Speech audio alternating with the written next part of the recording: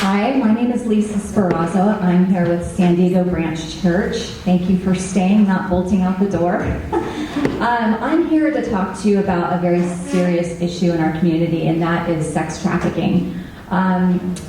Human trafficking is the fastest growing criminal industry in the world, and it's a $32 billion industry. $9.5 billion is out of the United States.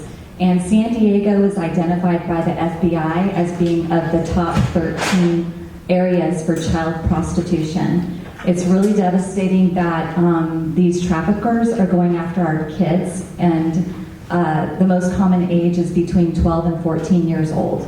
So these are little kids. There's no discrimination. Boys, girls, men, women are all being trafficked, and it's for greed. It's for money.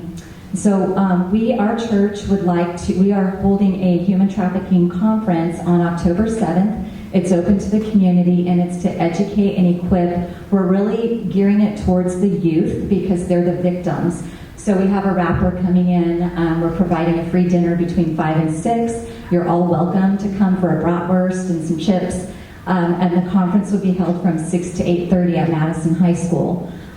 We are also going to have Charger player Daryl Stuckey will be sharing an encouraging word for the students. But our goal is to educate them, equip them, and to just look out for the warning signs, and so that they will know what to watch for. So I have these flyers that have all the information, and I'm hoping that I can leave some on the table.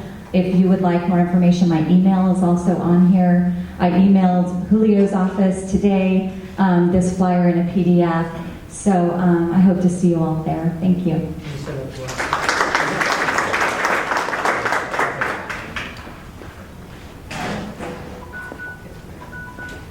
That's a tough subject to follow. My name is Michael Hall. I'm the treasurer of Clairemont Girls Fast Pitch. I wanted to thank everybody for the support you've already provided us. We are having a family day on September 12th. I don't have any details because the rest of the board is over meeting to finalize those details while I'm here. And I brought the form that you guys have requested. So I just wanted to thank you and also thanks.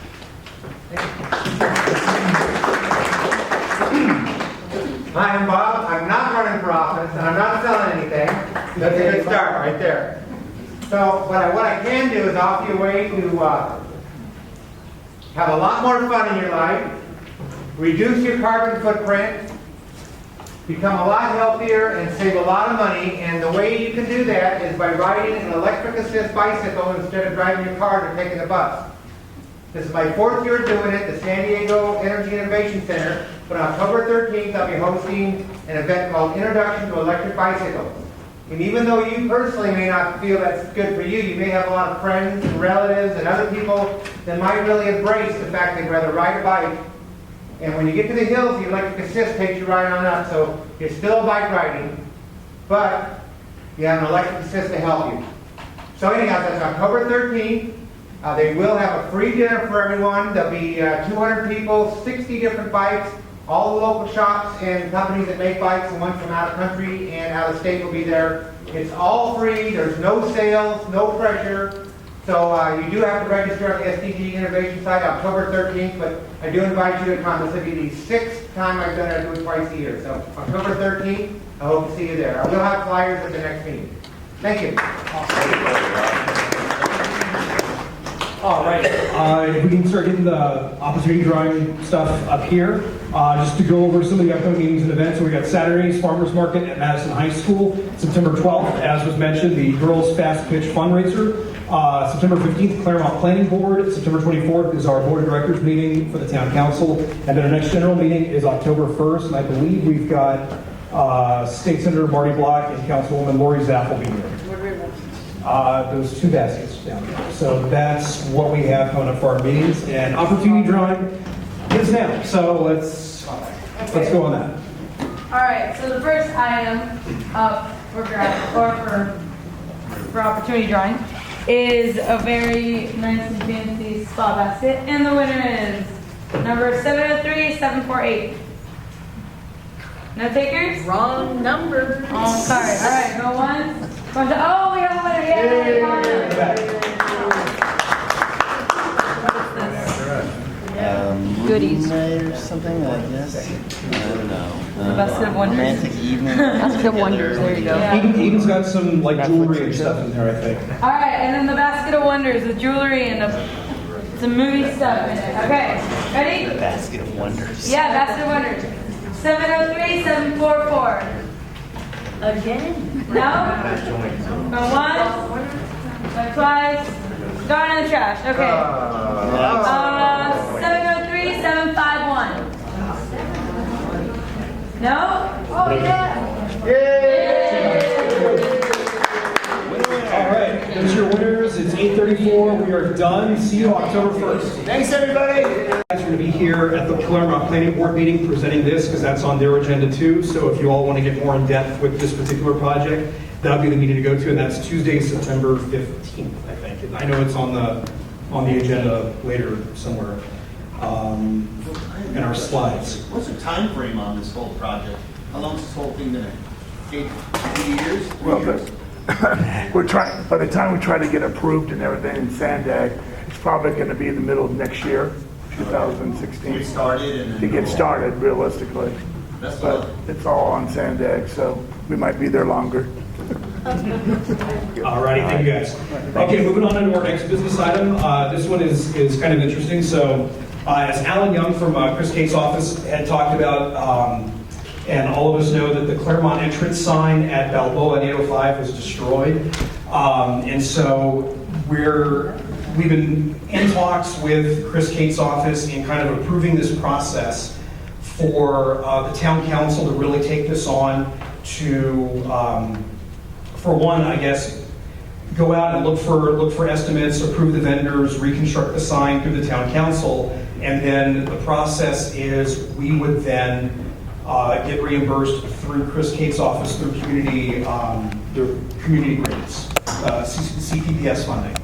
So this whole process is arguably, I think, going to be cheaper and, as far as the timetable, much quicker than having just waiting for the city to reconstruct the sign. Everyone knows how slow government works, right? So giving us the ability to do this.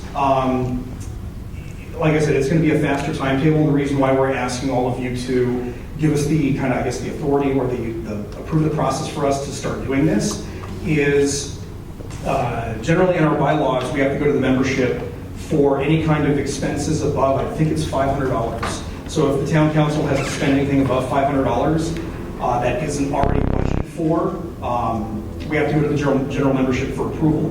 And the original cost estimates for this sign that we've gotten from Chris Cates' office is kind of in the $8,000 range for this particular entrance sign. Now, through the process, since we're a nonprofit, we can go out and find vendors that probably could do this for a lot less. But this is going to be a couple $1,000s expense anyway. But given this whole process, it's going to be an expense for the town council. But the reimbursement effort is going to be pretty quick. So we'll have the expense and then we'll get reimbursed through Chris Cates' office. And guaranteed. So I guess, can I get a motion to approve this process, and then we'll go into questions and discussion after. Okay, can I get a motion to approve the process for this reconstruction of the sign at Balboa at 805? Motion.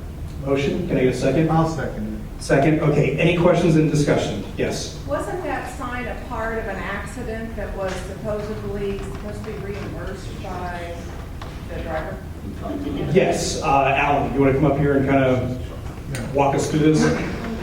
Go to the microphone. All right. Yes, it was part of a accident. The city is currently in the process of trying to recoup the funds. Because of the circumstances of the accident, the process will be longer than expected. So if we do get the reimbursement back from the city will get reimbursed. But in the meantime, our office will be using our CPPS funding dollars to reimburse the town council for this effort. Explain the streamlining, because it's easier to do it this way. Right. Yeah. So basically, what the process would be, the town council will secure a vendor to do the sign. The vendor will then, apply with the city to get a right-of-way permit to install the sign. And then after that, the maintenance of the sign will be transferred back to the city, just like, how the two signs that were currently, well, it used to be two signs, now there's one sign, but the two signs that were there, they are maintained by the Park and Rec Department, Park and Rec Open Space. So the Park and Rec Open Space Department has agreed that if the sign is replaced and the sign is exactly the same as the one that was there before, that the department would be more than happy to reassume the responsibility of maintaining it. So, so that in itself would be, we're looking from start to finish, hopefully no more than 5 or 6 months. So, yes, hi. Hi, Alan. I'm curious to know why the person's insurance, why it's such a laborious process to get the person's insurance company to pay. From what I understand, there were about 8 or 9 vehicles involved in an accident, and the vehicle that struck the struck the sign that caused it may not have enough insurance as of right now to cover all of the claimants involved in the accident. So that's A problem. That's a problem, right? So in other words, the person responsible for the sign has insufficient insurance. From what I understand at this point, yes. Yeah. I Yeah. hate to use the community grant funds for something like that. That's, there's so many more things that We're- we need that right. money for. We're hoping, that we would be able to get reimbursed. But, I think in terms of what, we as an office or in general, what council members use CPS funding for is, projects that improve, neighborhoods, improve neighborhood identity and things like that. And for that reason, I think, in terms of the use of CPS funding, I think it goes right along the lines of, a community sign.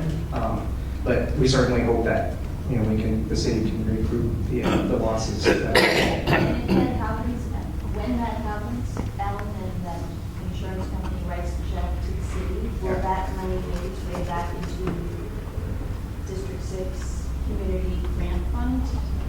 I'm not sure exactly how that process works, but I'm sure it would be back to the original department that made the purchase for the sign, because it would be their loss. It would be that department's loss.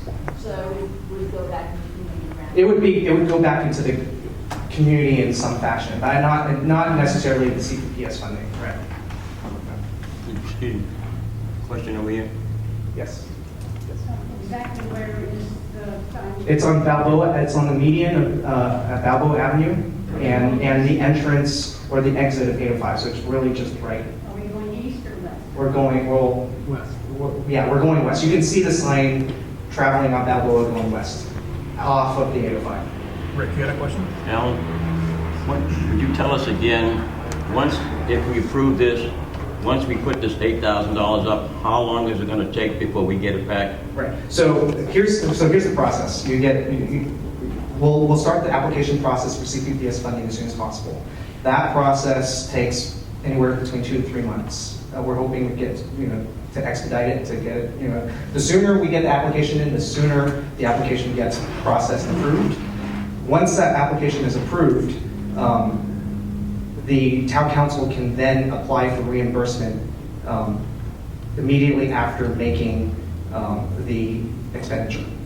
So when you make the expenditure, you apply for reimbursement. It takes no more than about, I think it was 30 days to get reimbursed at the time that you submit the application for reimbursement.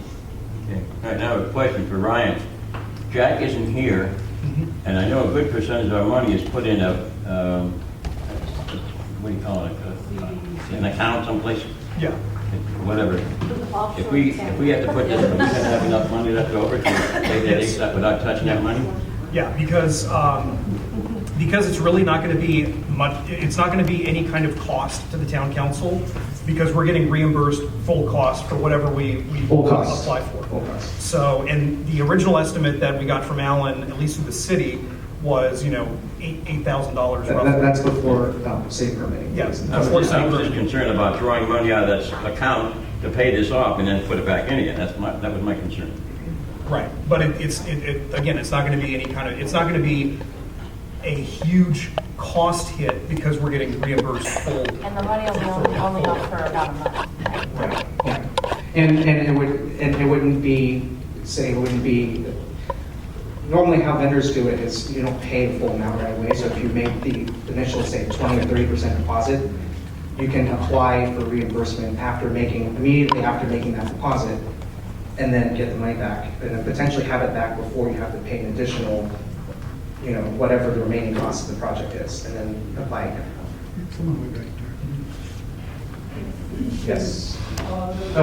Yeah, either one, sorry.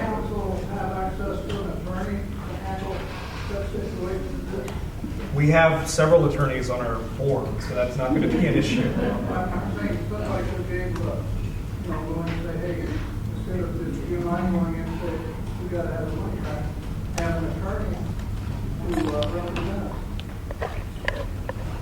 Well, one of the things that we're asking the council to do is put some sort of document in writing to help secure that replenishment and reimbursement. And I believe that they're capable of doing that. So we have to look at it in several terms. One, it's our community. We're all part of Clairemont. If we don't access this money and we say, hey, Councilman Kate's office, please go ahead and buy this for us, it could be 18 months from now. Meanwhile, someone else could apply for the CPSS funds, and then we're out of luck. We have nothing. So by us essentially fronting the money with a loose, not guarantee, but a highly likely replenishment reimbursement. Guaranteed. There you go. Guaranteed. You've heard it right there, folks. Guaranteeing that we are going to pay. It's a win-win because the CTC now sponsors the sign. The sign gets done in a quarter of the time. We, as an organization, all of you sitting here, all of us up here, own that sign together. And all we did was put up the funds that we're going to get back anyway.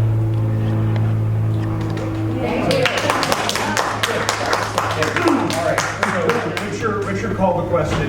So all those in favor of approving this process, hold up your... All right, okay. I see these signs get mowed over and over and over again. They just get mowed down. You know the definition of insanity?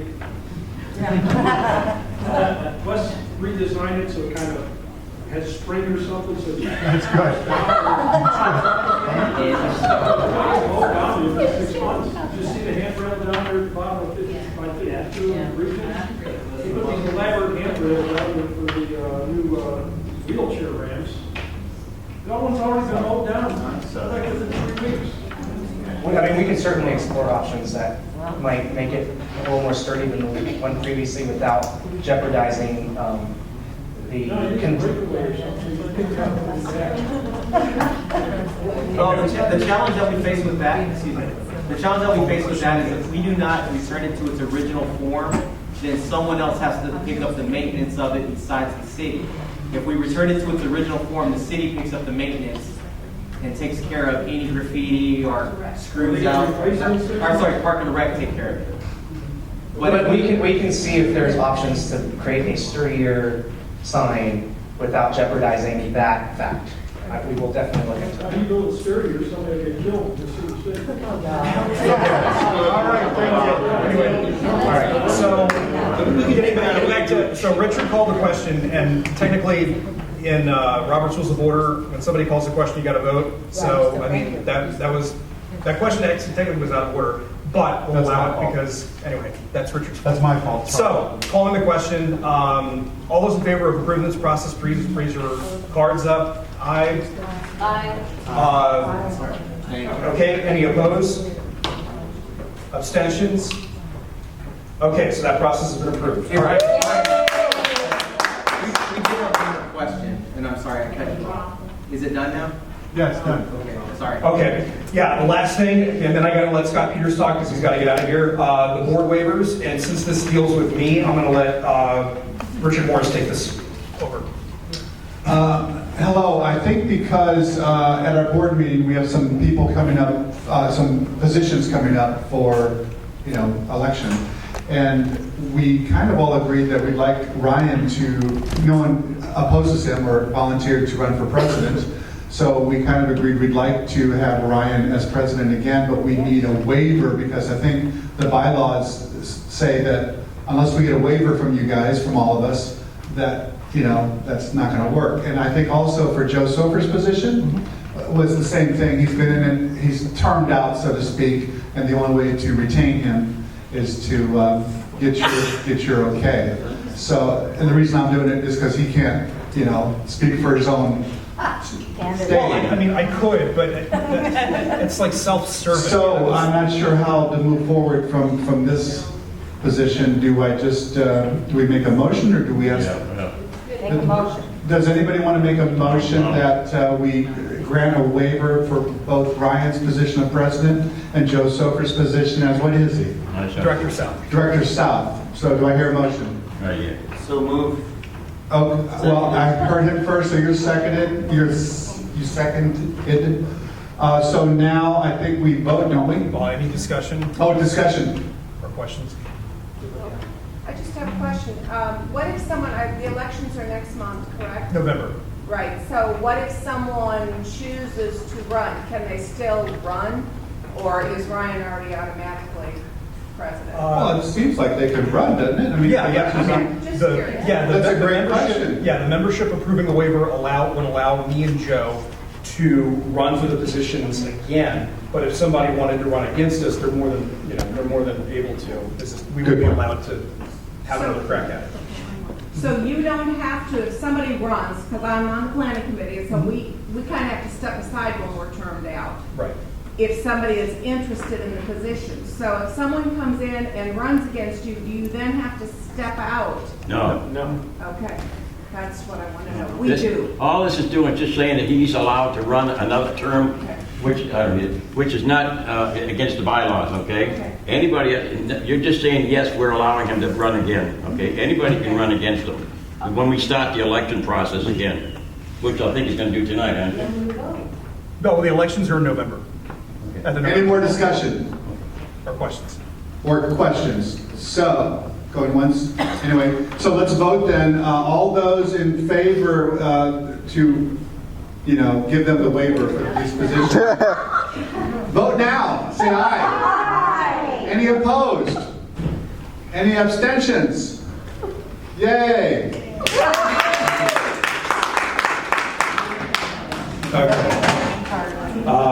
Okay, so moving on, I want to bring up our guest speaker, who I think is also as popular as I am, Congressman Scott Peters.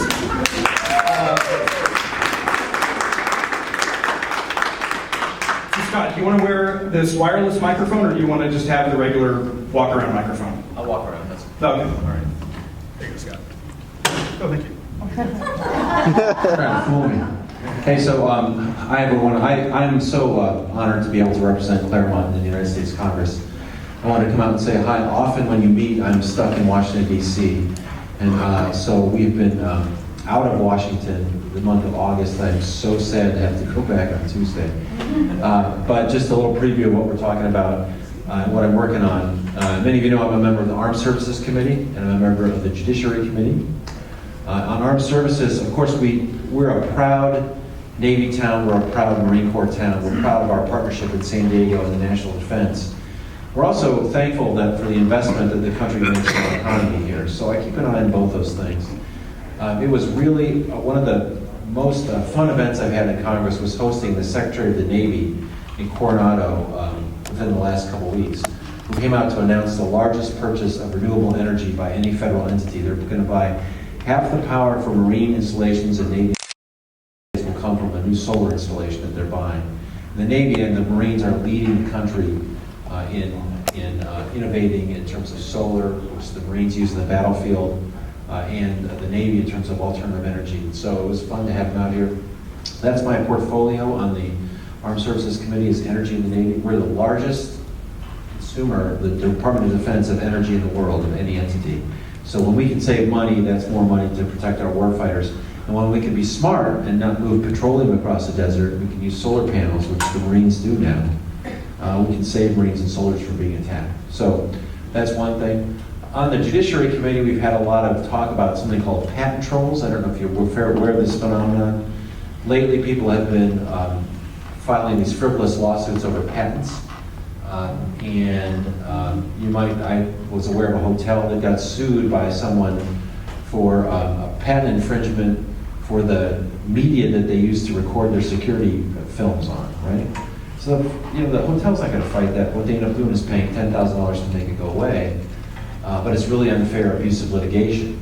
The problem with the proposed solution that's out there now is it would do to real inventors what we want to do to patent trolls and really change the balance of power. So that if you're inventing something in your garage or your basement, you're a real inventor. And real inventors could be Qualcomm or could be that small inventor. The patent system would really be stacked against you. So I've had a role in delaying that, slowing it down. We have a bipartisan coalition that wants to target the abuse without ruining the patent system, because of course innovation with Qualcomm, with biotechnology, with military technology, with clean technology, that's a big part of our economy as well, so I'm working on that. I spent August bringing some resources to town. We had a senior scam seminar, make sure that seniors know kind of how they're preyed on, a lot of contractors, internet, identity theft. We've brought Google and Facebook out here to talk to small businesses about being savvy in terms of being on the internet. And I'm trying to meet with anyone I can. So I wanted to come say hi. I want to also finally remind you, and maybe take a couple questions if that's okay, Brian. Brian Elliott is one of the members of my staff, my congressional staff. Half my congressional staff is here in San Diego. Half is in Washington, D.C. And the way I set up my staff here is they each have 3 sets of responsibilities. One responsibility is that they will do constituent work. So every once in a while, all the time, people come across problems with the federal government, right? So we have problems with Medicare, Social Security, veterans benefits. We've now recovered over $1.4 million for veterans in benefits that they've earned, but they haven't been able to turn through the bureaucracy, or immigration, or anything else. So please know that there's a bunch of people you can call on who work with Brian to deal with any of those issues. You don't need an act of Congress for us to call about your veterans benefits. The second thing is, Brian will partner with someone in my legislative staff in D.C. on issues. Brian, I know, has got a background in energy and environment, so he's the person who's going to be working with them. If any of you have any ideas about the federal government, what we should be doing better in terms of policy, please let us know, speak up. You don't have to go to Washington, D.C. Like I said, everyone who works in my staff is partnered with someone on an issue in D.C., so talk to them here, and they'll be able to work on maybe a legislative fix. The third area is that they're all assigned to geography. You know Sarah Zarnecki. Sarah is leaving. It's a good thing, though. I mean, it's painful to me because we love her. She's got such a great spirit. She's been terrific. She has got a new job, which is what she should do in the private sector. She's going to get a big bump in experience. She's still, we always say, she's still part of Team Peters. She's still on the staff, even if she's not on the payroll. But you'll see her around town. She's not leaving town, and she'll continue to be engaged. Hugo Carmona is a Clairemontian. Is that what we said? Clairemont? I say Clairemonster. Clairemonster. He's going to be taking over. He's kind of the number 2 in our office. He'll do a good job for you too. But we're all going to be accessible. So remember, just keep in touch with us. Let us. We're out here to serve you. I'm sorry you can't be at Thursday meetings most weeks, but I'm happy to be here today. And remember, please don't yell at the TV. If I'm doing something wrong, something you think I could be doing better, the best ideas don't come from Washington, D.C. They come from places like this and people like you. So call the office, tell us what you think, and remember, I was on the city council with Mike and Gary. You can't hurt my feelings. A question or two? Sorry? Yeah, on the Mid-Coast Corridor Transportation, I noticed the FTA website hasn't had an update since November of 2014. Let's get you something specific about that, because I was listening to the conversation too. Obviously, the federal funding is a big part of that, and I know that they're starting work on some of the underground stuff, and I think next year they expect the full funding agreement that would start construction on the train. But if you would, I'll get Ryan, next week. Okay, Brian? But this is about the funding. Yeah, we'll get Ryan an update on where the funding is. And it'll just be easier if I'm back in DC. So we'll get it to Ryan. He can tell you either by email or by the next meeting. Sir? I'd like to thank your office, Congressman, for helping my relative about 2 months ago. He traveled to the Philippines, lost his passport, and I called Hugo to help us out. Good, I appreciate it. We can help you. And stuff like that, let us know. Please try not to lose your passport. You can't get it the next day. Sir? Why do you think, and what could you do about the fact that Congress has about 10% favorability? Why does Congress have 10% favorability? I think we've earned it. I'll just give you a couple observations. So I was on the city council. I was the city council president. I tried to win every vote. I tried to win the votes, but I had colleagues who had different interests, and I never would have held up a vote, prevented us from voting on something just because I disagree with it. And remarkably, that happens a lot. So the thing that's happening right now is transportation. So I'm a part of a bipartisan working group of 26 Republicans and Democrats. I was invited to join this group. It was a real honor, run by Jim Renacci, a Republican from Ohio, John Carney, a Democrat from Delaware. We actually sit around and talk about things we might agree on. We may not solve immigration in this Congress or maybe do a big tax reform, but there are things we agree on. It turns out that everyone wants the bridges not to fall down. Right. Everyone wants the roads to be passable. And we can't get a vote on any of the proposals from the speaker. And this, I would say my Republican colleagues are frustrated with this too, because he's got total control over that. And unfortunately, it's timed very politically. We had the same experience with immigration. The Senate passed an immigration law that dealt with a lot of the nonsense voter. Because when you're trying to raise, I had to raise $4 million last time, which is a ridiculous amount of money for a House of Representatives meeting. I'm incentivized to be on the phone with people who give $2,700 a pop. But I tell my schedulers that I want to be in the community as well, so I have to take a special point of doing that. But you just think about how that big money is removed. So I'm working to change the campaign contribution rules so that people who give $100, $250 are rewarded, that campaign money might be matched, so that your small donation might mean as much as some rich person's donation. We have to get, we may not be able to get rid of the super PACs, but you ought to know who's giving the money.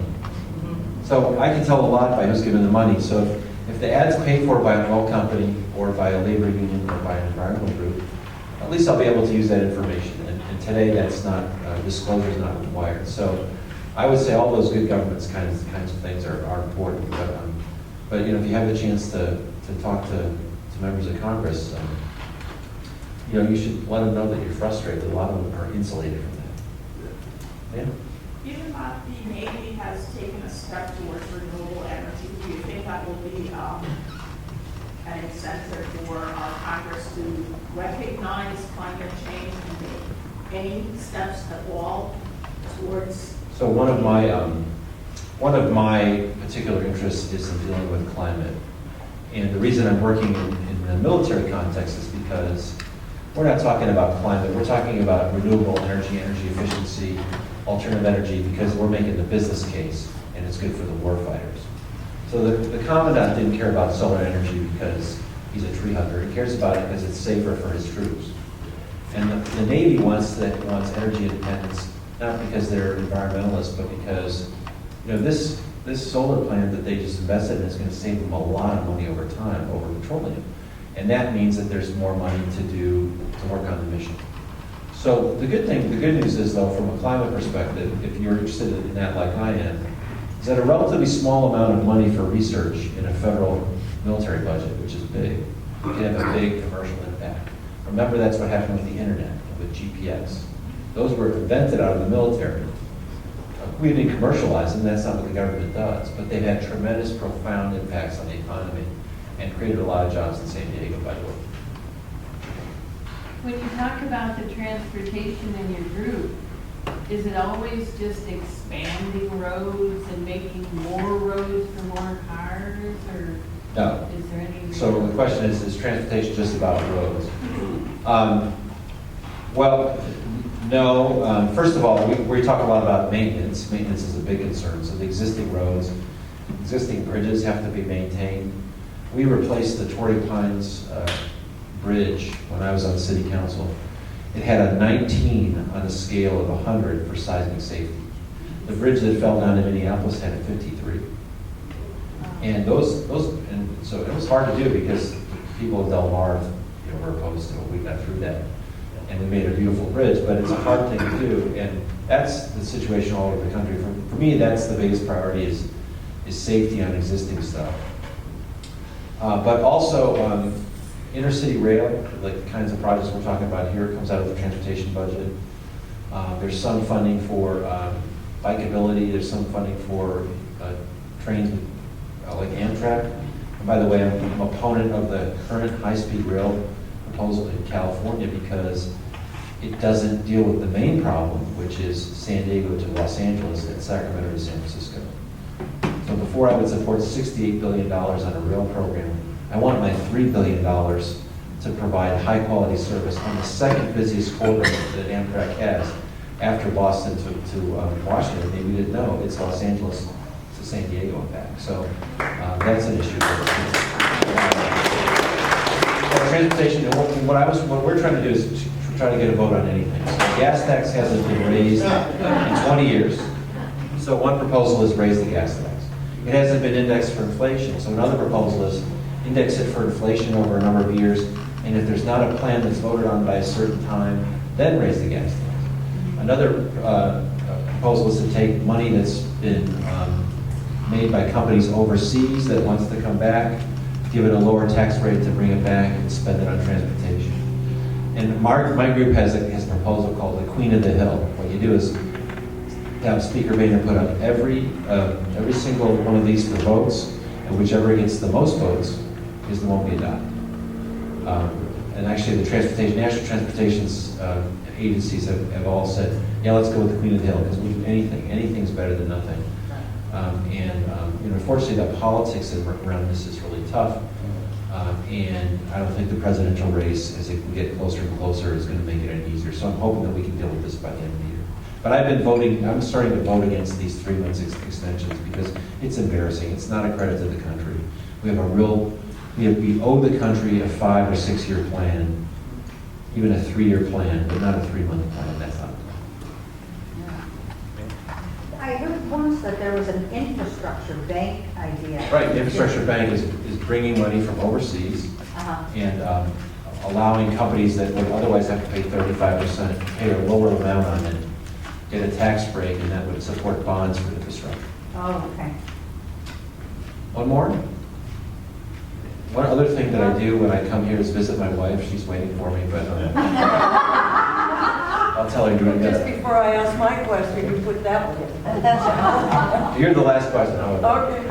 I know you spoke at our Clairemont Democratic Club. I was wondering if you'd changed anything on the Iran deal. Well, I've decided to support the Iran deal. Good. Let me just explain why. It is not the whole answer for Iran, but everyone agrees that it will keep Iran from getting a nuclear weapon for 15 years. I don't think there's anyone. You've heard this whole protocol about 24-day inspections. I talked to some of the country's top physicists on that. First of all, the good news about that is that it's a cap, that they've never had an agreement that said you only have 24 days before, if you don't show us, it's a violation. So that's one part of it that no one talks about. The other thing is that they've assured me that the kind of material we're looking for is the level of radioactivity for a bomb. You can't hide it 24 days. So there's no way to remove a computer or something like that. So the protocol is sound, will prevent them from getting a bomb for 15 years. The second thing I looked at was the sanctions, because why do we want them to get all this money that they're going to do all these bad things with? Well, we don't have a lot of leverage on that. And the reason is that, one, most of that money is being held not by American banks, but by European and Asian banks. Our European and Asian allies want to do business again with Iran. And they've only been willing to withhold their trade from Iran to get them to the table to get this deal. Now, if we walk away from this deal which we led, we're not going to be able to keep that money from going to Iran. So let's do this instead. First of all, let's be a leader of a multi-country coalition that's against the nuclear Iran. So that if they violate, we do have to take military action. We're not going it alone. We can call on our partner countries and say, look, we all negotiated this deal. They're violating it. There's nothing else we can do. The sanctions aren't working, which we reimpose. We have to go for military action. At least we won't be doing that by ourselves, because we learned the limitations of doing that in the last decade. But it may be necessary. The other thing is, let's work with those same countries to come up with a response to international terrorism that Iran is sponsoring. And because I said, even though this prevents a nuclear Iran for 15 years, it's not the whole answer. Finally, Iran commits in the deal, and you can read it, never to pursue or have a nuclear weapon. So they've made a promise to us. Now, do you think they're going to abide by it? Very iffy. But we have it on paper, and we have partners, including China and Russia, who are on our side with this. That rarely happens. So I think it's better to do it than to walk away from it and not have a strategy. Right? And so that's why I did write up something in the UT, which you can find on that, and that'll be a big conversation in September, as will transportation, I hope. So listen, ladies and gentlemen, I'm going to tell my wife you said hi. Thank you all very much for having me. Again, remember, we represent you. Our district office is just north of here by the UTC Mall, which is in the center of the district. Again, thank you for the honor of representing you, and keep in touch. Thank you.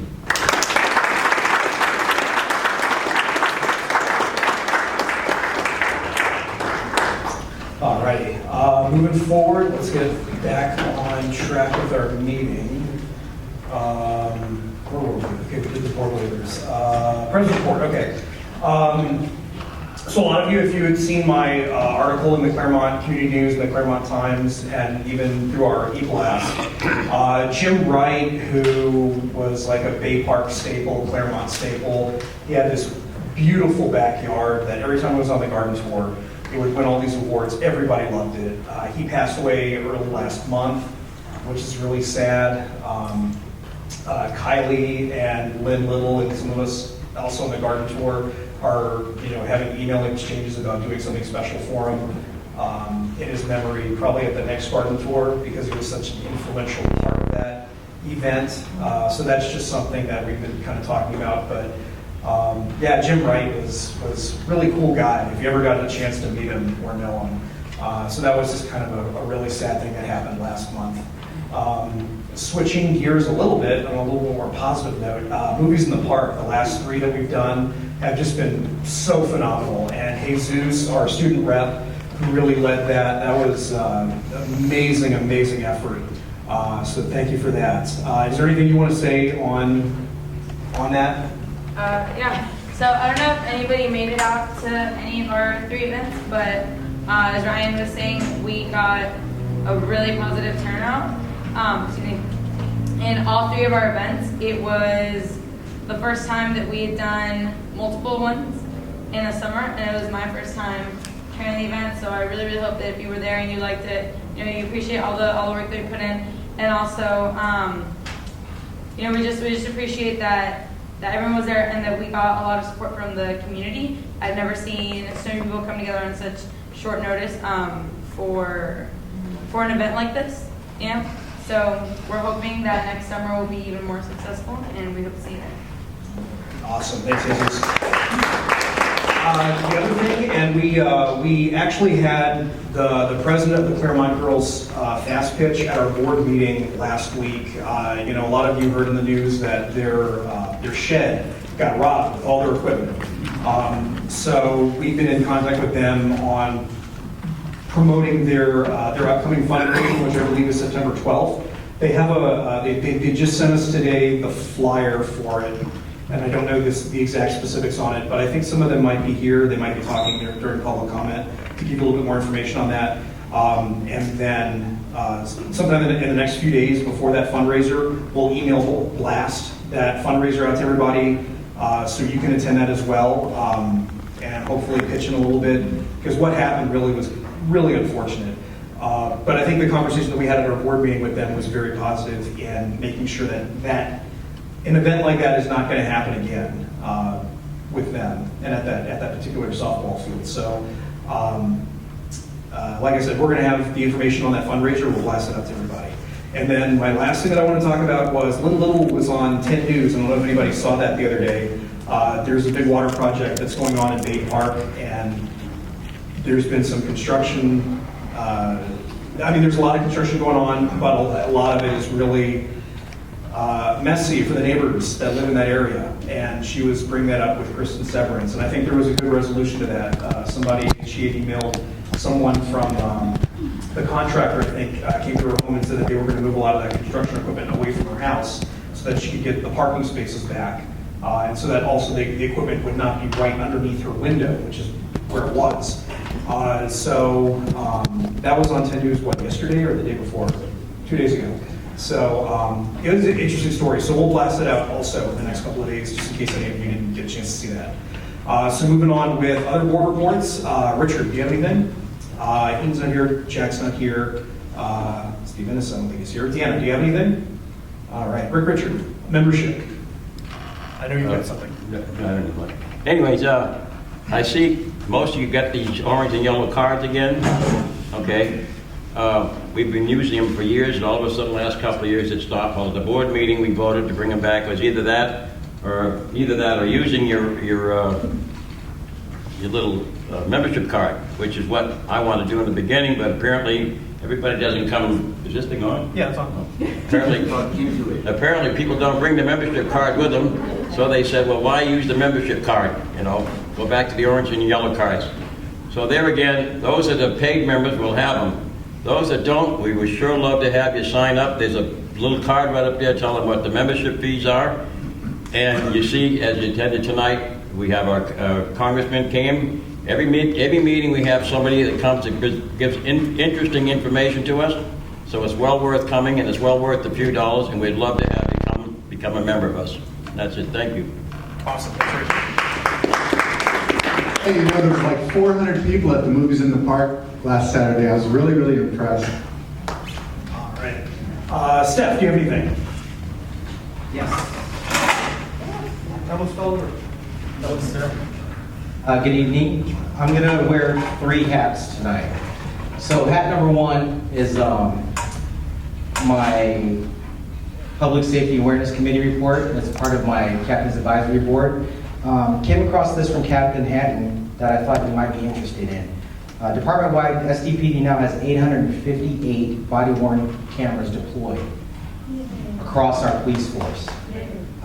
With that said, also Department Procedure 1.49, the BWC procedure is available as a PDF to the public on the department's public website. So if you have any inquiries and you guys want to know why we're using them, how we use them, who's reviewing them, you can go to the San Diego PD website and then find that information via PDF. So I thought that was important for you guys to know because that is a hot button. Second part of that is the Neighborhood Watch. We continually have new Neighborhood Watch captains step forward, and our Neighborhood Watch coordinator, Adriana, is doing a fabulous job, and that's a volunteer position for her to undertake that, and we continue to support it from a Neighborhood Watch standpoint.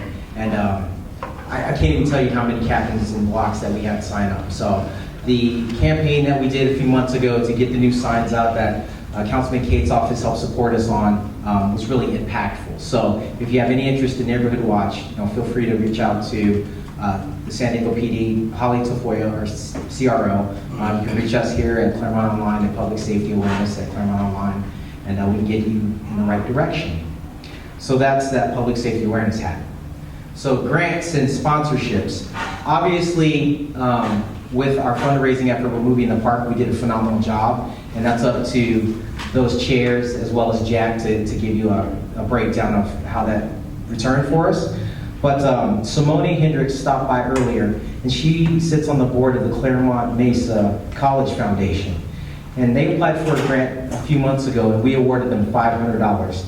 So she stopped by to give us an update on what happened to that money.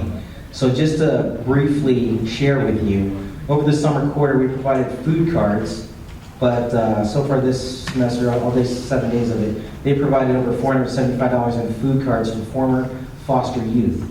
So our $500, 475 of it went to foster youth students who have now gone on to Mesa College.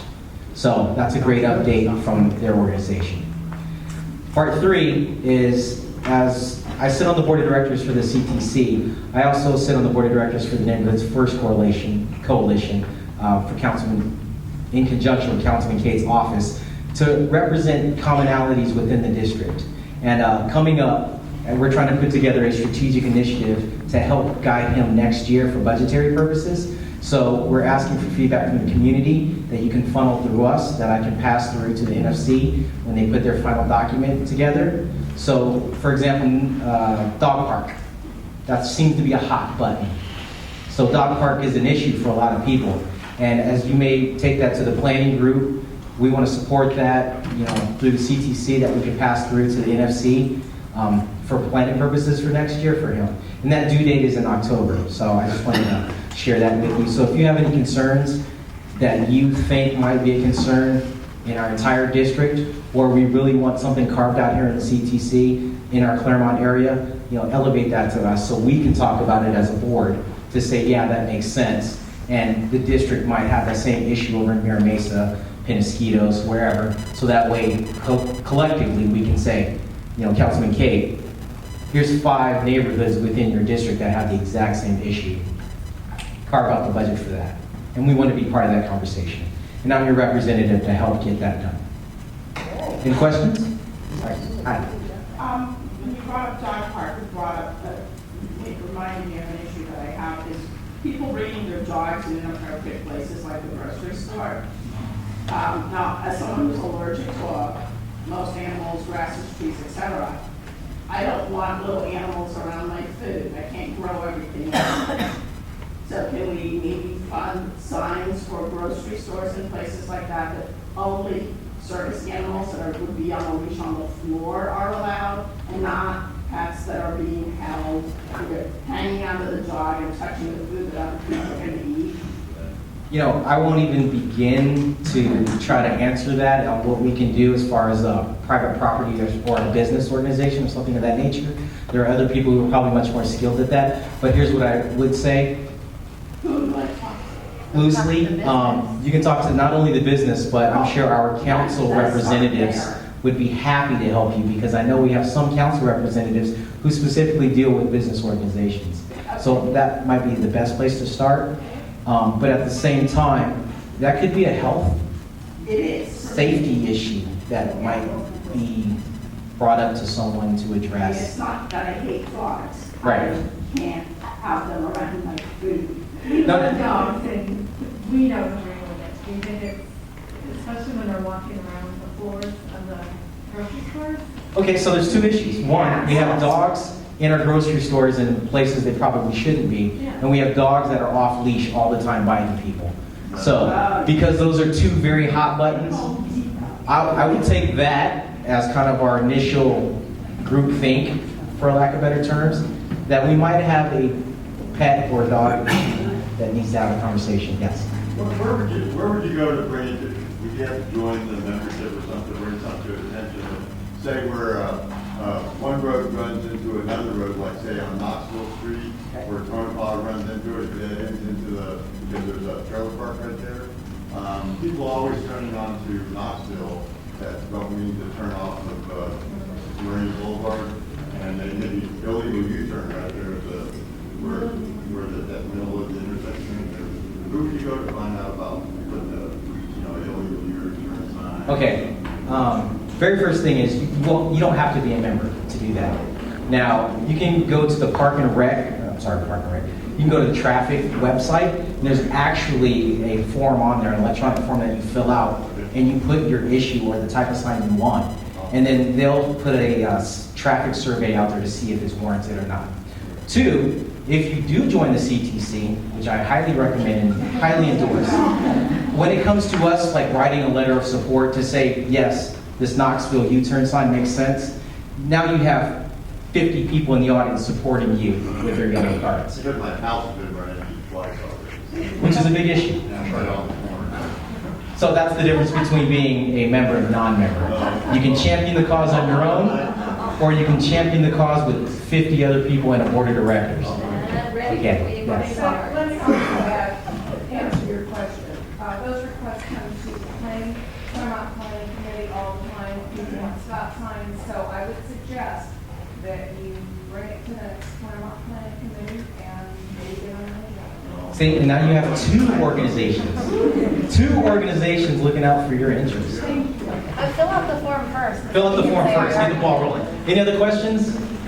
Comments, answers, suggestions? I don't know Yes. if this is the right forum for me to... Any forum say is the right something. forum for you to share your idea. Because they're saying stuff. It's okay. Okay, I've been just for months involved with trying to get Morena on the west side curb, not the east side, cleaned up.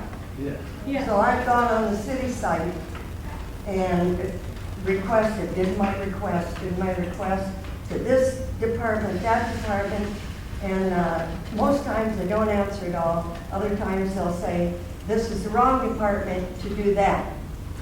And so you send something out and they say, no, we're only doing street sweeping. No, we can't pick that up because we're not sure that's city property. I have just gone in circles for months on it. So what I did a few months ago is I called, I think Environmental Services or something, and she said, we don't pick up off the street. So that area from the curb on the west side where the railroad's down there, okay? All the trash, all the dumping and everything is in those bushes and behind the bushes. So I took it upon myself to clean up from Jutland. I live at the end, Ariane Drive at the end of Morena, the north end. Right. So Jutland, Ariane Drive, I went down there 3 nights in a row with my bags and my gloves, and I cleaned it up. I pulled garage door openers with big metal things, pulled that out, put everything there. I called her up, and she says, is it in the street? So I said, well, no, it's all in the bushes and stuff, so I had my bags and all that stuff. And so I thought to myself, okay, I'm going to play the game. So I called her the next day after going down there and putting it all on the street. And she said, okay, we'll pick it up. 2 days later, it's picked up. So then I have the rest of the section to Jutland, which I haven't done yet. Okay. I mean, I shouldn't really be down there. So I cleaned that up, called her the next day, and she says, is somebody, dropping it off trucks or something like that? I says, no, it looks like somebody's trying to clean it up and put it on the street. So they came with the big, truck and picked up the stuff that was left. And so I told her at the same time, I said, there's illegal dumping, and I can't pick up dresser drawers and TVs and toilets and everything else that's stuck back there. And so now the conundrum is, nobody knows who's in charge. So I called the guy today who had sent me a letter from the city, I've got them here, and he says, well, what you did was you requested our department, which is street sweeping. So we came out and swept it.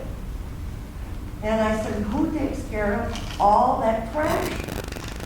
And he says, well, it could be Caltrans, it could be the railroad, so you can't get anybody to take responsibility. The gentleman behind you, Ernie, is really the one you should... Yeah, Ernie, I was going to say Ernie's probably the one you want to talk to. Poor Ernie. Come on, Ernie. However, I want to give you an alternative resource that you could probably reach out to and they may be able to assist you. Look at the Urban Corps, because they do a lot of graffiti cleanup and things for us around the city, and that might be a great resource for you, because as they have people who have to pay street fees and fines and all this stuff, put up, it's community service for them. So you might want to take a look at those two resources. Yes. I'm here with I Love a Clean San Diego tonight. All right. And today we actually did a huge section of Santa Fe from the RV park all the way up to the 52 with about 40 volunteers. And we're happy to bring them back and work over there. Look at that. That's beautiful. Sector 9 today, and their office is right up on Jutland. And Sector 9 employees want to do more cleanups. So you do have a lot of resources available to you from the sound of it. Okay. And it's good that you bring it to our attention because then we got a supportive organization. Can you give her your number? Thank you. What are you Yes, Network Connect. We're I Love a Clean San Diego. That's a beautiful thing. That's a beautiful connection. See, when you come to the Clairemont Town Council meetings, you get your answer, we get things done, we solve the world, basically. Instantaneous, absolutely. Moving forward, okay, Joe's not here, Lynn's not here. Kylie, do you have anything? Okay, go for it. Kind of a warm and fuzzy. So a few months back, one of the city officials came in and they were giving updates. Forget who it was, but they said, oh, and the animal shelter could really use help. They got 500 kittens in May, and they have this program, Tweenie program. So the next month I went down there, I signed up and got my first little batch of foster kittens from the shelter. And they're getting bigger, I have to give them back now, but if anyone's in the market, I have 2 left, a little pair of kittens, and they're just the sweetest things. I'm in jeopardy of being a foster fail, which is when you keep your fosters. And I would not like to keep them. So I would love to give them to anyone or help connect you with anyone if anyone's in the market. And they have a really, really cool volunteer program. So if you have time and you like animals, and if you're able to go down there and volunteer to walk the dogs or foster kitties or whatever you can do, it's pretty cool to go down there. It's fun. All right, thanks, Kylie. All right, John, do you have anything? Nope. Kira, do you have anything? Jesus. Yeah, I know I'm going to nominate for official representative. Okay, all right. It's going to be a toss-up. Thanks, Ryan. I'll just take 2 or 3 minutes of your time. I know that a lot of these representatives are not here. My name is Julio de Guzman. I'm in the criminal division of the city attorney's office, Jan Goldsmith. And what do we do in the criminal division? We prosecute offenders of misdemeanor crimes and infractions. And so I'm in the neighborhood prosecution unit. And why am I here at all these meetings? We want to assure the community. We want to keep up a good quality of life in the neighborhoods by prosecuting these offenders.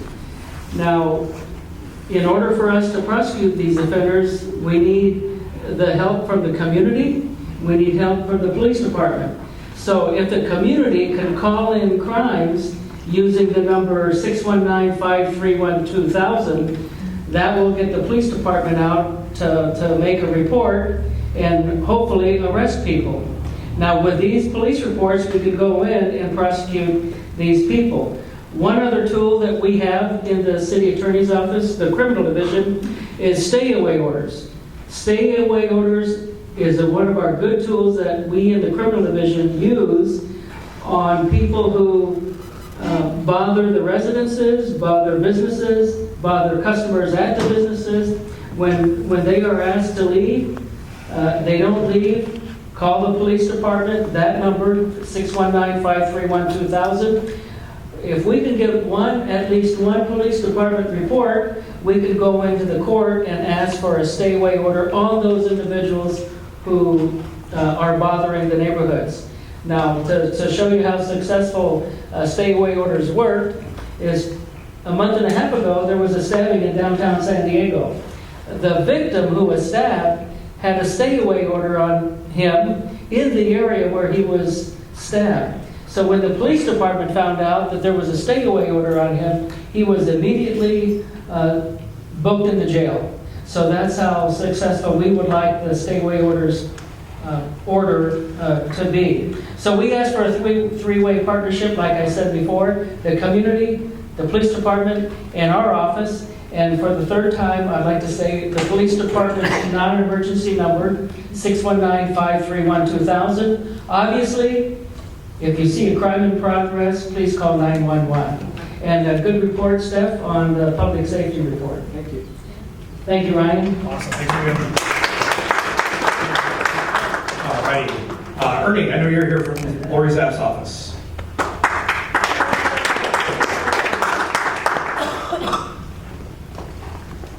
Thanks. Hey folks, I'm Ernie Navarro with Councilmember Lori Zapp's office. Just as you, okay, I just wanted to put this for the record. Notice that our council member representatives for both Council District 6 and Council District 2 are here today. So just want to call that out.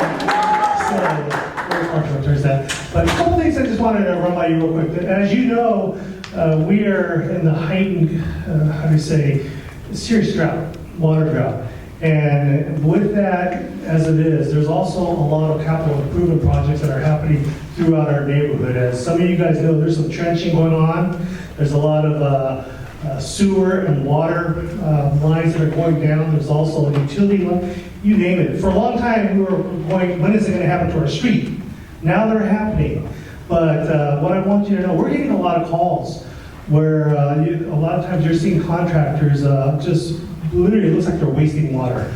But what they're actually doing, the Public Works Department is actually, once they set a water main line, they've got to test those lines. And like I said, we're getting a lot of calls going, well, how can they waste that water? They have to test those lines to make sure that they're bacteria free before they hook it up to your house. So I just want to let you know, once again, when you see that, just know that they're just trying to make the water clean before, for you, before they go online as those new lines that come on. So I just want to make it real quick, and I'm really glad to hear that the movie night was a success. What's amazing is I was out of town every single time, and I'm a big pro movie night, food, get together with community type person. So next time it happens, get out. If you weren't there, get out there. I'll be there too. But any questions I can answer real quick? Yes. Well, on the subject of Moreno Avenue, everybody knows if you're not driving on the freeway, that's the main route to get to Old Town and downtown. And of course, when you're riding your bicycle, you're not driving. And for years and years, I've been using that corridor. The other day, I was riding along it and wondered why there's a short section with a bike lane, but when you're coming back north of Moreno, you're riding right in traffic with people doing 50, 55, 60 mile an hour. I wonder why is that? Why don't we have a place where people can ride their bicycles and people can walk safely along Moreno there? That's a great question. You do have a plan though, or there's an idea that I would say, is like Elaine was saying, get out to the Clairemont Planning Board. Come in groups so you can enlist the help of the planning group, because what's going to happen as you speak about that, you realize there is also public that's going to say, no, we don't want to slow down too. So it's got to be publicly vetted. But when it does go through the public vet, then the police, well not the police, but the streets division will actually go do a traffic study and determine whether or not what you're looking for is feasible. That one though in particular, probably not going to do anything about, because it's part of what's going to happen with the trolley and all the work they're going to do with the bike lane is a big part of it. Well, the law is, once they redo any major street, bike lanes are legally mandated. Every drawing they've put forward has had a big, every proposal or drawing or idea that they've shown has had a bike lane as a big part of it. It has to. But as of it is right now, and it's not going to slow anybody down, studies have proven that people driving cars would like to have separation from the people on bicycles. And that they don't. But yeah, I shouldn't have to go to the planning board. I mentioned it to you, Ernie. Once again, we are one office. It takes a city council vote, but we do want to enlist the Clairemont Planning Board to move forward with that. So, any other questions? Thank you. Alan gave his report earlier, so we heard from Scott. Animal control. They're here tonight. We've had some issues with, as Steph mentioned earlier, dogs apparently, biting people, which is not fun. So we have this lovely lady, and I'm blanking on your name. I'm so sorry. Okay, all right. Take it away. I'm Lori Janelle. We're not called Animal Control anymore, we're Animal Services. Animal Services. Yeah, that's okay. And thank you for being a Tweety foster, we really appreciate it. I'm a Clairemontster as well, former one, so I really appreciate your group. I'm from Animal Services, and we're at the end of Marina Boulevard, as some of you probably know, kind of at the bottom of USD, where that area is, and near the San Diego Police Department off of Friars Road. We have 3 shelters in San Diego, and I'll try to make this a little quick because I'm sure you guys are getting tired. But we do have 3 shelters. We handle about 26,000 animals a year, and we service almost the whole entire county, all of the unincorporated area, the whole city of San Diego, and then we have about 5 or 6 contract cities. So a lot of people think that we have the same number of people as the police department, and we do not. We have about 1 officer that can handle complaints for 85,000 people.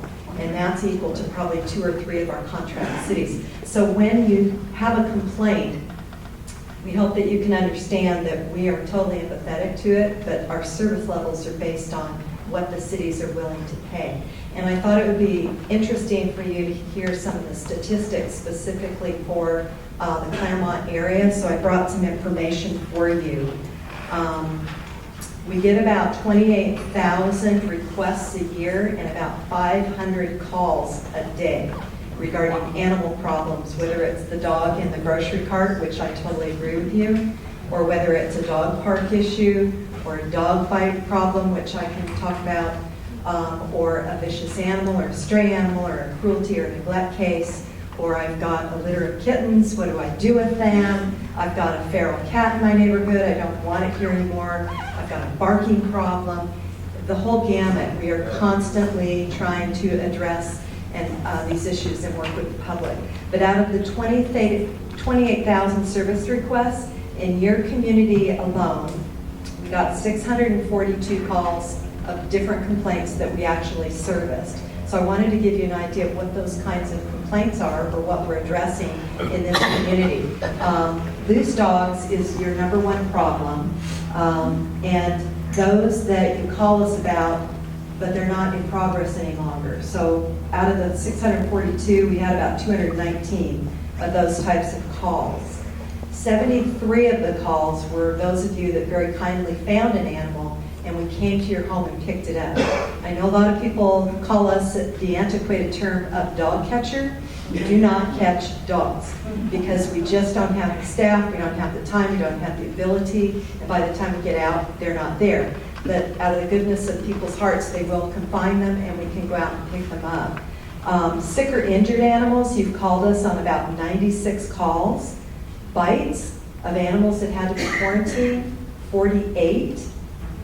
Only 3 of those were vicious bites, which is good, and I can talk to you about that. So these could range anywhere from a small little nick to I'm not sure if it bit, to it broke the skin in some way, which is why we do quarantine control, which I can talk to you about. We've had 31 animals left in vehicles. It's not illegal to leave an animal in a vehicle you need to be aware of, so we're finding a lot of people think it is, so they start breaking windows. And so it's not illegal to leave an animal in a vehicle, but it is illegal if it starts to cause adverse effects, obviously, on the animal. And so during this hot season, we're breaking into a lot of cars and we're seeing a lot of dogs, unfortunately, and some cats and other animals left in cars. And an animal can suffer in a car, and it's a very horrible demise. It's something that can happen within 5 minutes. So someone may go to the grocery store at 8 o'clock in the morning and think their animal's fine, even with the windows rolled down, and it absolutely is not. We have been asked 29 times to assist, and that means probably PD is doing a search warrant, or it could be there's been a vehicle accident with an animal in it, or it could be they're arresting somebody for driving while under the influence. We get a lot of those when we have to take the animal if the person's being incarcerated. Rattlesnakes, you've got a lot of canyons in this area. I lived on a canyon in 2 of my homes here in Clairemont, so I know you get a lot of rattlesnakes. We had 28 calls on those. You had abuse, abandoned, or injured animals because of abuse. You had about 33 complaints in the community. So actually, out of 642 complaints and only 33 abuse complaints, that's not bad at all. I'm kind of surprised about that. Dangerous or nuisance animals, we have what's called the Dangerous Dog Task Force. And what that means is if we see chronic problems with an animal, whether it's a nuisance in your neighborhood or whether it's a vicious dog, we will take action to declare that animal either a nuisance or a vicious animal. And you've had 7 this past year. Also, it's illegal to chain an animal any longer. We have certain guidelines on that where you have to be on a trolley, and you had about 4 of those in this community. So out of all the dog bites, there were only 3 that were vicious, so that's good. Still not good that people are getting bit. That's why we're here. But what I wanted to do is I have these cards in the back if you would like to take them. I have brochures about us and my card and our business card. If you ever have any problems, you might want to tuck those away and give us a call. And on this card, it lists the different types of violations. Most of them are misdemeanors or infractions. And we get a lot of calls about animals that are running loose, and we could probably spend a whole day on assistance or dogs. And we can talk a whole session on dog parks and the problems with dog parks and the good things about dog parks, the problems with them that we see in other communities. But this card will talk to you about people's obligation to keep their animal properly confined and what you can do as a citizen as well. And because they're misdemeanors or infractions typically that we're dealing with, we have to see the actual violation for us to be able to cite somebody. So if you call us and say a dog is loose or a dog has done this or done that, when we go out, if we don't see the violation, that gets very frustrating to people because we cannot cite them. However, the law does allow a private person, such as you, if you see a violation, you can request that we do a private person's arrest, which means you are basically citing the individual.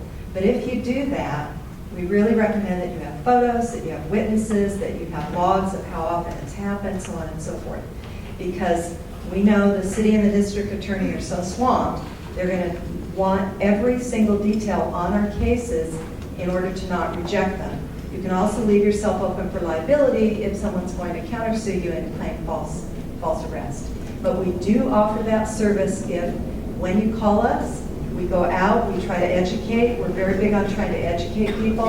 And if the problem continues, we only let you know this because it is an alternative for you.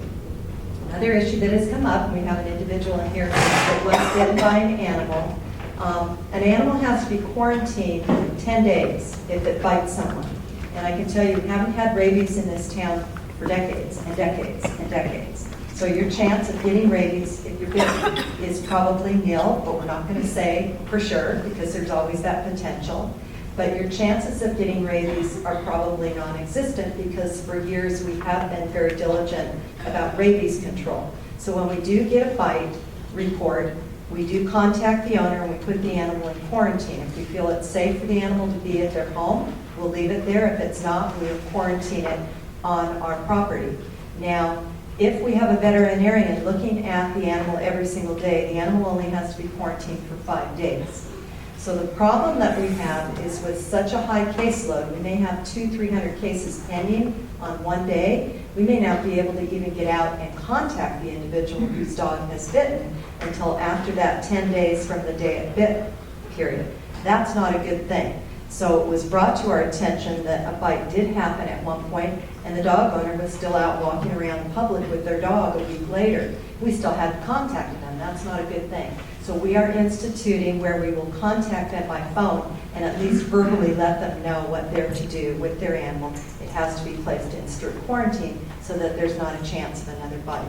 We do find that most bites are caused because of a family member getting bitten, although we do have people that encounter dogs in the neighborhoods that get bitten or in other circumstances, but usually bites occur in the family home situation, and a large percentage of bites are to children. And so we want to try to educate the public about you want to trust your animal, but any dog can bite, and dogs, their body language, we try to teach people how to read their body language because oftentimes before a bite happens, an animal is telling you many times over and over that it's not comfortable with this situation, and families are not aware of that and not conscientious of it, and so bites unfortunately happen. So these codes on here will explain to you what people's obligation is with their animal to keep them properly confined. If you have a pet and you're walking down the street, you have every right to be able to walk down the street with your animal properly confined without some other animals coming out and charging you or being a nuisance towards your animal. Okay, so we do lots of adoptions, we do rabies control, we do animal abuse and neglect, and unfortunately hoarding situations, you name it, we've seen it. But if you have any concerns, please contact us. Please be aware we do not do barking complaints. That is handled by the city code enforcement, and so a lot of people will call us and they're not understanding, they don't understand that. So it's just a matter of, if you're not sure, please give us a call and we can try to help you out, because we know barking is a huge problem. What if you got your animal property combined, somebody breaks into property within 5 minutes? Is that, do you still fall under that? If your animal protects the property that you're, that's rented out. Well, you could be sued civilly, possibly by an individual. Right, so my But- animal can't protect the property. Well, but your animal, if it does bite them, still would have to be put under quarantine. Okay. Another issue that comes up that is very frustrating for people is that if you own a dog and someone claims your dog bit them, and you think, no, it didn't, it absolutely didn't, we still have to quarantine the animal, even if someone says they think they've been bitten, and it's just to protect that animal. So if somebody breaks into your property, it's not an issue that we would deal with. You could be sued for the damages on it, whatever, but we would, all our involvement would be is to quarantine the animal. My dog was attacked by a pit bull, and pit bulls have a lockjaw where they can't release. It doesn't lock, that's a fallacy. No, it's very strong, but it doesn't lock. Okay, well, the dog was not able to release, and the only reason that my dog was safe was that they were in the water. We pushed them both into the water so that the dog would release. So Colorado has outlawed pit bulls. Well, certain cities have, and we don't discriminate, because every situation is circumstantial, and that could be a whole other topic here, that there's pit bull advocates and people who hate pit bulls. There's a lot of myths about pit bulls, and so, and I'm not gonna get into that, but they don't have a locking jaw, they're choosing not to let go.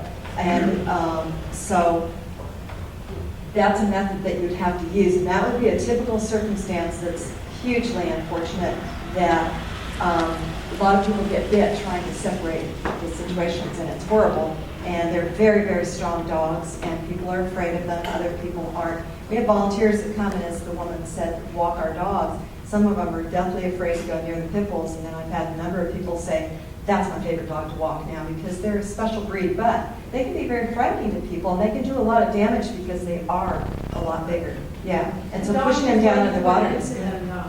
Dog is what you put into them. Right, yeah, it's circumstantial, and every situation is different. It's how well they've been socialized, so on and so forth. And if actually they're not even the number one biter, and everybody thinks they are, but it's a traumatic situation for sure. Speaking of pit bulls, a neighbor was walking down the street with his pit bull, and it bit another neighbor's cat. I mean, the cat was just sitting in the front yard, and it lunged out and grabbed the cat. And he tried to pull the jaws apart, and he wasn't able to. And my husband grabbed a hose and squirted it, and the cat survived. But the guy who owned the dog he walked away, and he was bleeding. I get it. He never came back. Is there any recourse?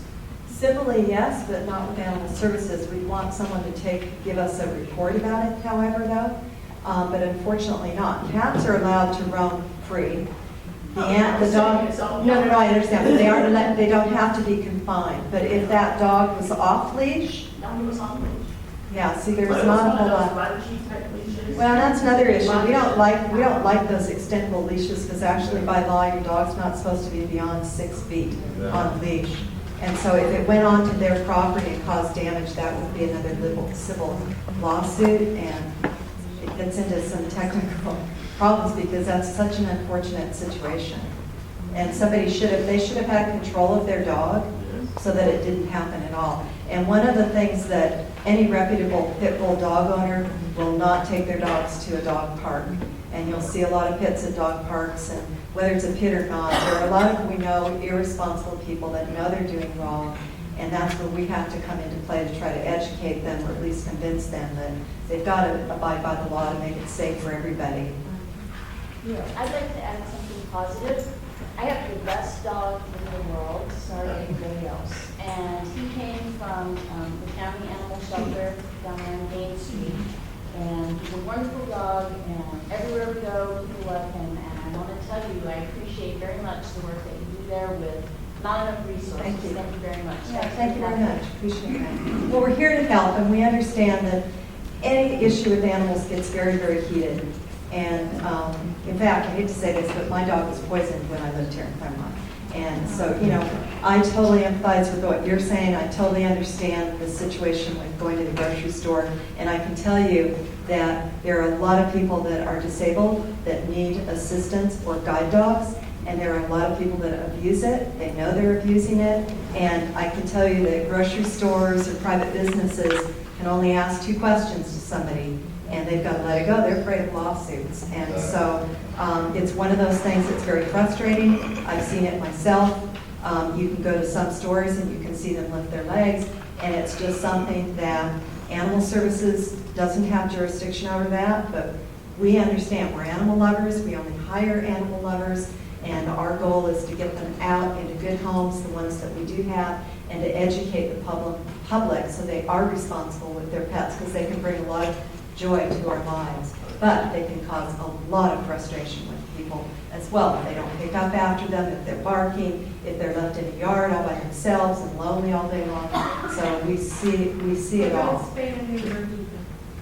Yeah, and so we offer coupons for people to spay and neuter, and so. We have one more question. Yeah. For the 500 calls you get a day, what would you consider the priority calls? Because you got. Well, we have priorities. What are those? A high priority would be a rattlesnake, animal abuse. It'd be a vehicle, dog in a vehicle. It'd be something where there's immediate danger. We get a lot of animals hit by car. If you came down and just stood in the hallway next to our medical department, you would see hit by cars coming in almost all day. And it's because people aren't being responsible by making sure that they've got a fence or a yard that keeps their animal in, or what have you. But we are fixing legs, we're enucleating eyes, we're doing all this stuff to these animals because of a special fund that we have so that we can save these lives. But these are the types of calls that are a priority. A lower priority would be, unfortunately, a confined stray that someone finds. It might take us probably 8 hours to get there before we could even get there to pick an animal up from somebody. But a hit by car, a serious dog bite is going to be a priority. Animal abuse is going to be a priority, a dog in a car. Can we have your statistics in electronic form so we can put it on our website? Sure. Yeah. If an animal gets hit and it's on the road, it's dead, who do you call to pick up? The city has a disposal service. Once the animal's dead, unfortunately, that's not something the contract the city pays us to do. They have their own separate dead animal. Yeah. But if we do go out and we find that an animal has been hit by a car, our first priority is to get it to an emergency veterinary clinic. But if our officers know that the animal is extremely suffering, we call it exigent, they will euthanize the animal right on the spot because we don't want the animal to suffer. And sometimes transporting it is not in the best interest of the animal. So you haven't had too many injured animals compared to the numbers of calls, which is good. Okay, Thank you very much. Thank you very much.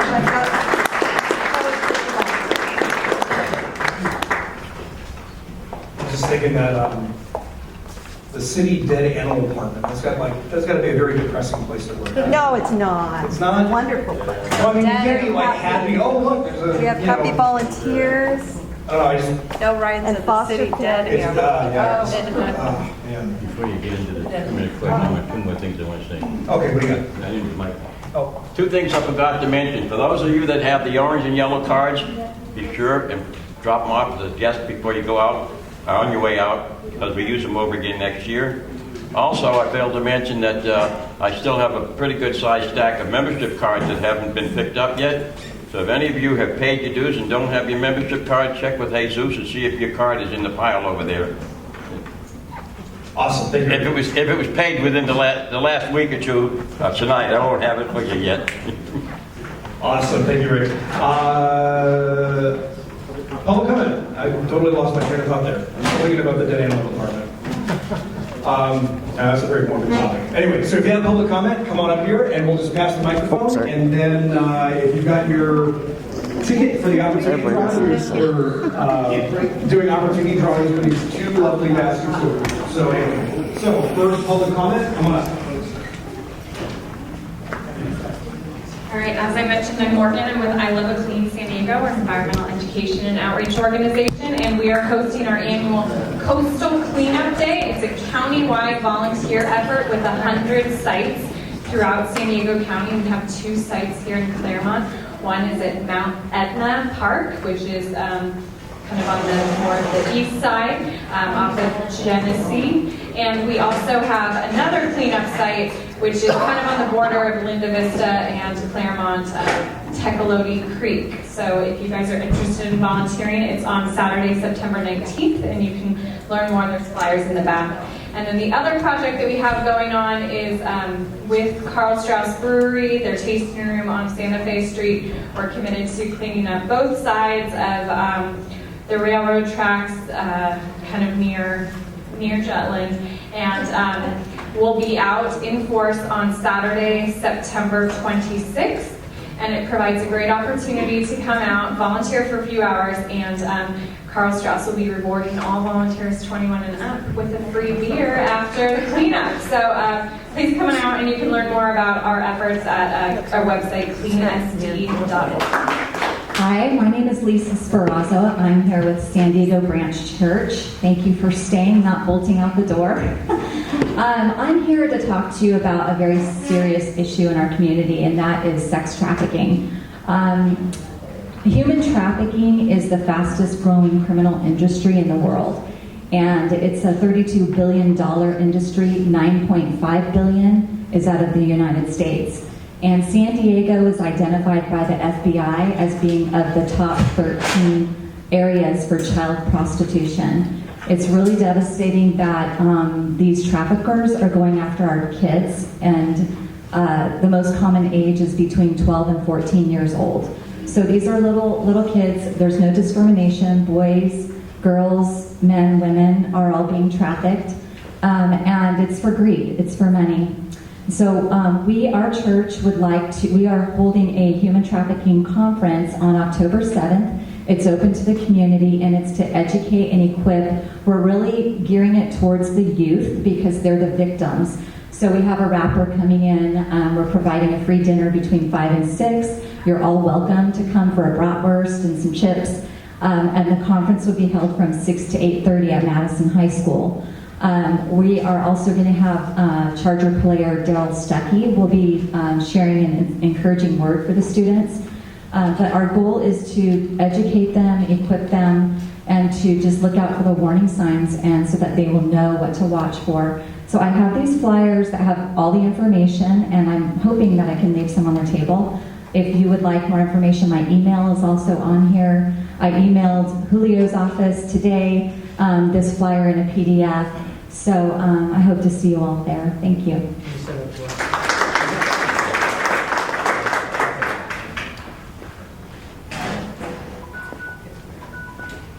That's a tough subject to follow. My name is Michael Hall. I'm the treasurer of Clairemont Girls Fast Pitch. I wanted to thank everybody for the support you've already provided us. We are having a family day on September 12th. I don't have any details because the rest of the board is over meeting to finalize those details while I'm here. And I brought the form that you guys have requested. So I just wanted to thank you and give it a compliment. So, thanks.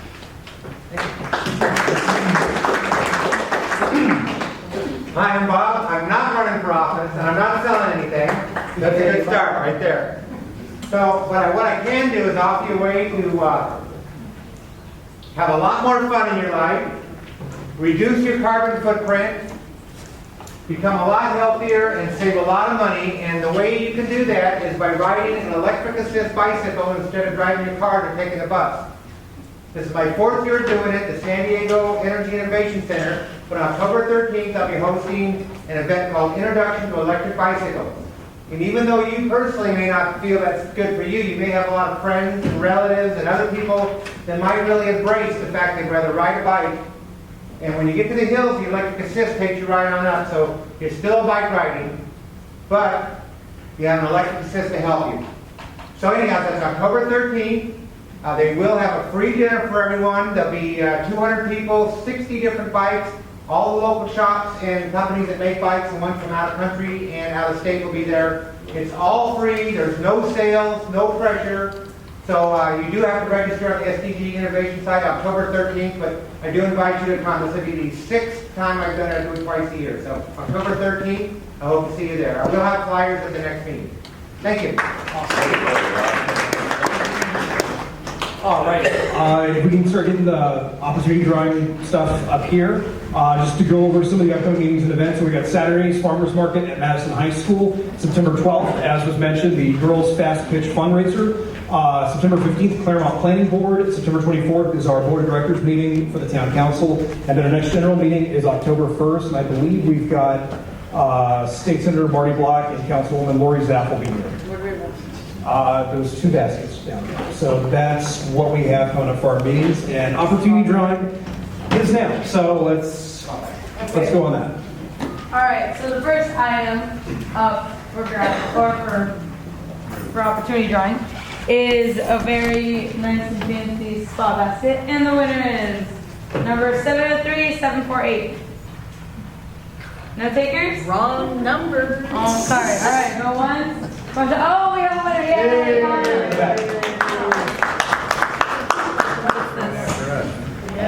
Goodies. Or something, I guess. I don't know.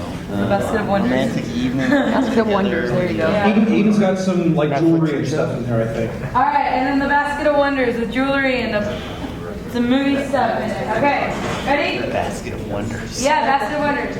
703-744. Again? No? Go once. Go twice. Throw it in the trash. Okay. 703-751. No? Oh, yeah. All right, those are your winners. It's 8:34. We are done. See you October 1st. Thanks, everybody.